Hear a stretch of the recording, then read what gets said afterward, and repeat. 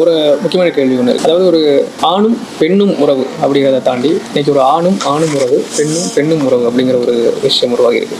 LGBTQ அப்படின்னு சொல்லி ஒரு சமூகமே உருவாகிட்டு இருக்கு.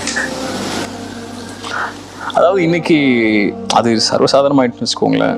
ஒரு ஆண் மேலே ஒரு ஆணுக்கு ஈர்ப்பு வருவதோ, ஒரு பெண் மேல ஒரு பெண்ணுக்கு ஈர்ப்பு வருவதோ, அல்லது ஒரு ஆணும் பல ஆண்களும் ஒரு பல பெண்களும் சேர்ந்து, அல்லது பல பெண்களும் பல ஆண்களும் சேர்ந்து என்று இப்படி ஒரு சமூகத்துடைய கலாச்சாரங்கிறதை விட ஒரு மனித மாண்பே உடைந்து மனிதத்துவ தன்மையை விட்டு விலகி இது போன்ற ஈர்ப்புகள் ஏற்படக்கூடிய காலத்துல நம்ம இருக்கோம். இந்த காலத்துல மட்டும் பார்க்கல, நம்ம லூத்துடைய காலத்திலிருந்து அதே செயல்பாடு குர்ஆன் சொல்லுது. ஒரு சமூகம் அழிந்ததே, ஒரு சமூகம் சபிக்கப்பட்டதே, ஒரு சமூகம் இறைவனால் அழிக்கப்பட்டதுடைய காரணமே ஒரு ஆணும் சேரக்கூடிய இயற்கையின் மரபுக்கு மாற்றமான ஒரு செயலை செய்வதுதான். அப்போ இந்த மாதிரி செயல்பாடுகள் இன்னைக்கு முஸ்லிம் சமூகத்துக்குள்ளேயும் வரக்கூடிய காட்சிங்கிறது மிகப்பெரிய அநீதம். அது சமூகமே செய்யக்கூடிய